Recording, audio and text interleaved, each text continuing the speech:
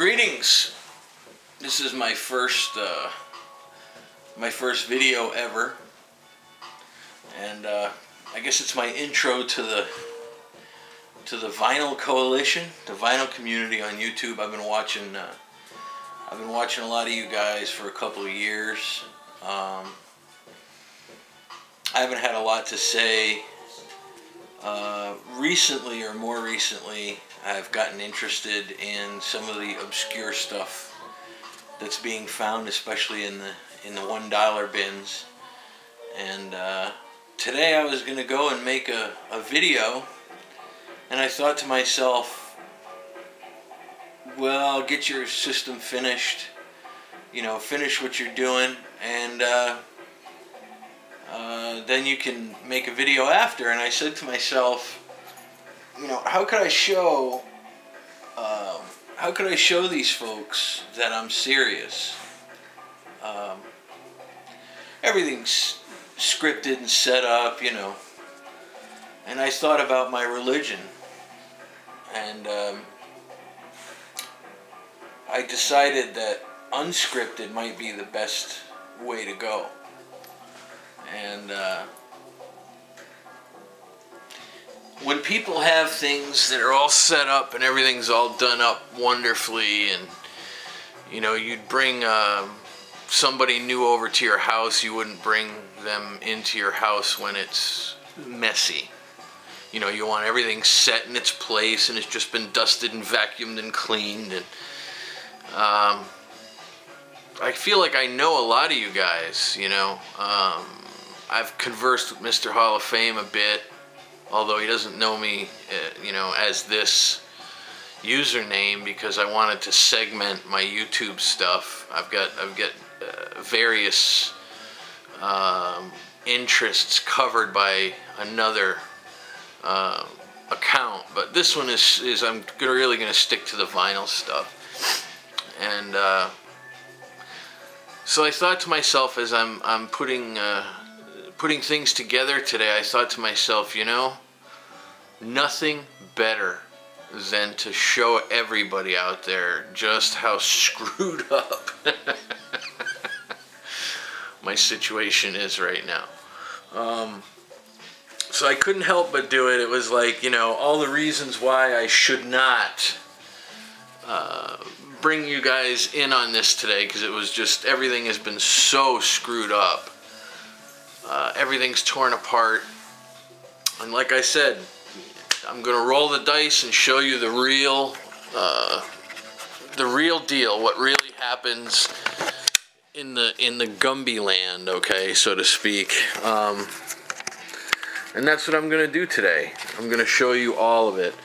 This is my my spare room. This is my office, and I'm a network engineer, so I've got a Linux box and a couple of Windows boxes and a server over there and various laptops. And right now I'm kind of tearing things apart in the house, and I'm sorting out stuff. And this is my office area.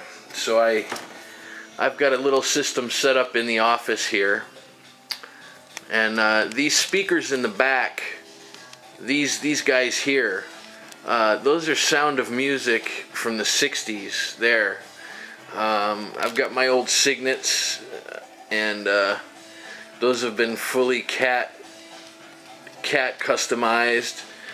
And some little Infinities I picked up at Goodwill for $5 for the pair of those speakers. And believe it or not, they sound pretty good. I'm more of a good sound guy than a vinyl collector. This is a turntable, for example, that I picked up just to do old vinyl. 45s and old vinyl. I like to archive the old Child's records, like the Tail Spinners, the stories on Tail Spinners. A lot of that stuff is lost forever. The only place you can get it is on a record. And I'm starting a project where I'm going to transcribe that for the modern day kids to be able to download. And from what I found out, if it's a certain age and it's not available anywhere else as a archive, you can do it if you don't charge money. So that's what I'm going to be doing. But I'm kind of an equipment junkie. I'm always playing with, you know, various equipment and stuff. And like I said, I'm going to show you. And these are my friends, my listening companions. That's Ashley and Gyro and Dozer. What is time? And Otto. Yeah. And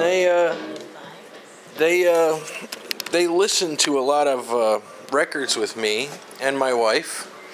And she's gone right now because she'd freak out if she knew I was taping this. But this is my living room. And there's my main system right there. I don't know if you can see all that. But my main 2-channel system is the 565 ADCOM. I've got the, of course you guys are mostly interested in vinyl, but I've got the Emotiva DAC, and I use a Philips for a transport and a Samsung DVD. And I run 2 of the big 565 ADCOMs. And these are Sequera. These are the Sequera Met 7s. They called these the Signature Series. I don't have the ribbon tweeters, but I've got the line source drivers. And because I moved this, everything's torn apart right now. But that's the main system. It's going to be against the wall over there. And yes, that is a Lin LP12. What started this off is my Valhalla burned up. So I've got the old basic power supply back in it for temporary, but this is an old train station. I have 12-foot high ceilings in here. That's an 8-foot tall ceiling right there, and then if you go up, that brings you to 12 feet up in that corner. So I've got a sound room that's just huge, and because it's a pole building and not a house, all the walls are connected, so anything that this wall over here does, this one's affected by it. And there was no way I could get the turntable isolated, so what I did is I put 4 pieces of conduit here, and I drilled holes in the floor, and those are not touching the house at all. And what happens is, under the house we have a crawl space, and those have a steel rod in each one of them. And those are hammered 6 feet into the ground underneath the house. And even though that's close, it's not touching. So there's 4 points there that are hammered into the ground like that, and none of them are touching the house at all. It's completely isolated, as you can tell. And it makes for very pleasant vinyl listening.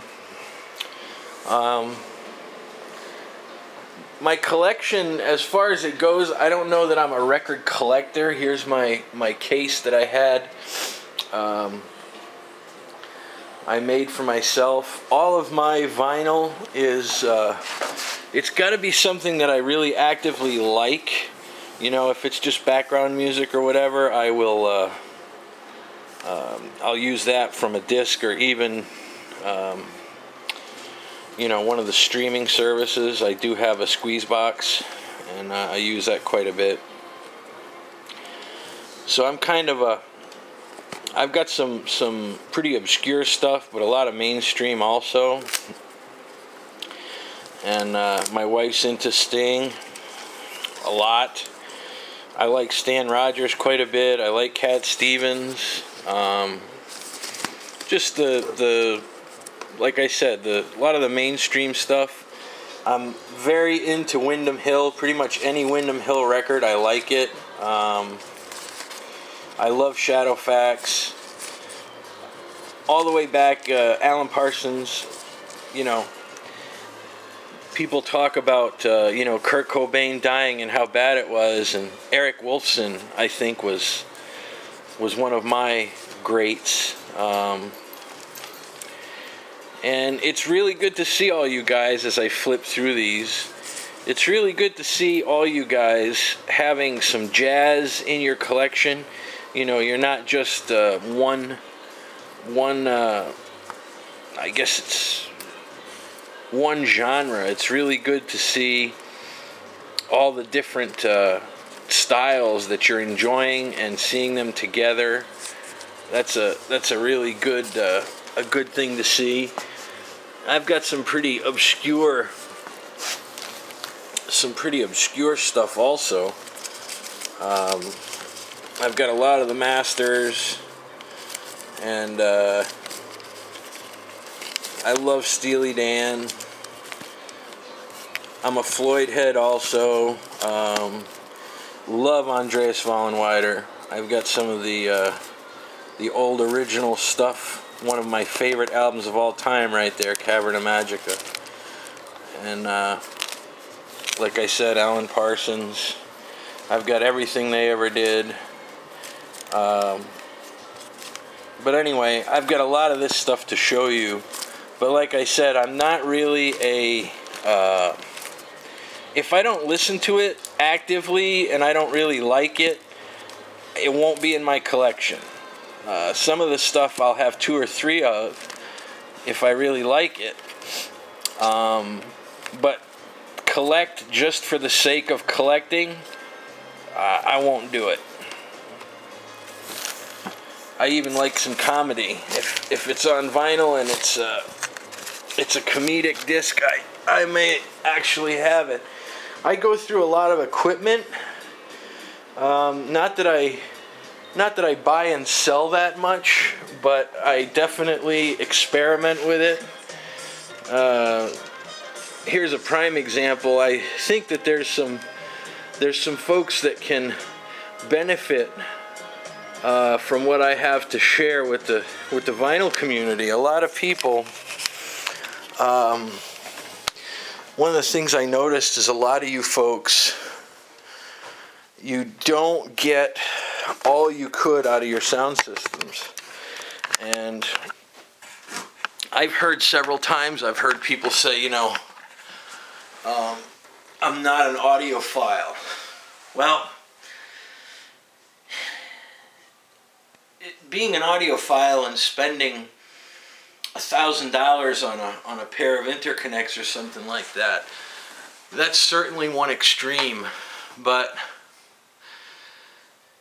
if you go to Goodwill and you find an old receiver, and you know, like an old Pioneer table, like is behind the camera that I showed when I opened here, there's a difference between throwing that up on the shelf and just running it, and then trying to set it up so you get the most out of it. So to clarify what I'm saying,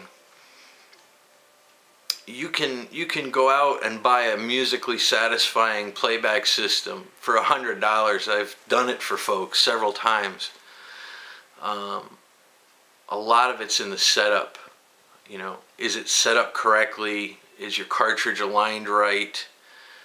Is it tracking properly? The anti-skate, all that stuff. And even with, you know, the low dollar turntables, one of the biggest misconceptions out there is people say, oh, well, my stuff isn't that great. It wouldn't make a difference if I were to, you know, if I were to really set that up well or not. It really doesn't make a difference, and that is just so not true, especially with vinyl. Even the lower priced tables, when they're set up correctly, it really does make a difference. And what you can do with a cartridge, even in a lower priced table, for nothing, you can really get some good results. So, like I said, this is already at 15 minutes, and I'm sorry to go on this long, but I do have some goals with all you guys. I've been watching you for a long time. I feel like I know a lot of you. You know, I really want to pass on some tips and tricks to help folks get the most out of their sound systems and the setup. I've got a lot of places where you can go and I'm not going to publish those. So somebody who really wants some advice on bargain basement, you know, how to get a bargain basement system together, I'm not going to put it out on YouTube so that it gets flooded. You can message me or email me privately, and I'd be happy to help you out. There's a lot of sources out there. You can, if you shop around a bit, you can put together a decent, musically satisfying system for under $500. That is possible. It's really not that difficult to do. So I'm really looking forward to that, and I'd also like to participate in doing some reciprocal location service for some of the more obscure stuff, you know. Like right now I'm looking for a good condition Tarkio album, and that's a very common album, but I have only found one that's actually playable. And I'd really like to find, that's just one of them, I'd really like to find a mint condition original Brewer and Shipley Tarkio album. I have never found one yet. I guess that's about it. Down the road, I want to break out my nitty gritty and you know, share some obscure artists with you all. I really enjoy watching the videos. It's my top, the number one thing I do on YouTube is watch what you guys are getting, especially when you go out to the dollar bins and you're buying stuff on the 25-cent rack. As a matter of fact, for my first vid, even though everything's torn apart, and if Michelle sees this, she's going to kill me for showing our house in such upheaval. But on my first one, I just have to share the stuff that I was able to pick up at Goodwill over here. I live in Virginia, but anyway, Dukes of Dixieland, and when it goes into stuff like this, and you can see audio fidelity, how they do the recordings, all the explanation of this is the new stereo format and this is why it's better. This is, I mean, it's got a picture of a reel-to-reel right there. This is history. Of course, everyone knows that, but I just really get turned on by something this old in mint shape that I was able to pick up. This is 1958. 1958. And there I was sitting on the floor at Goodwill, and I'm picking this stuff up. Most of these records didn't even cost me $1. Of course, then you have these are just terrible usually, the K-Tel type, yep, K-Tel International. Can you see that? Yeah. Full of surface noise. I ended up with something like this here. 1975 Jazz Festival. This is something that is just wonderful because the high school bands went to this jazz fest. These are all high school bands that did this. And it's Winston-Salem, North Carolina is where it was held. So from all of the surrounding high schools, they had the high school bands come in, and then they did a record. They did a double album for 1975. It's a chunk of history now, and I've listened to this. The quality, I would call it lo-fi, but I'm not going to let this get thrown around or destroyed if I see this in mint shape, which is, you know, it was mint, and I just had to buy this because who knows if I find Davidson Burgess. I mean, or one of the people that was in one of the bands that looks at this video.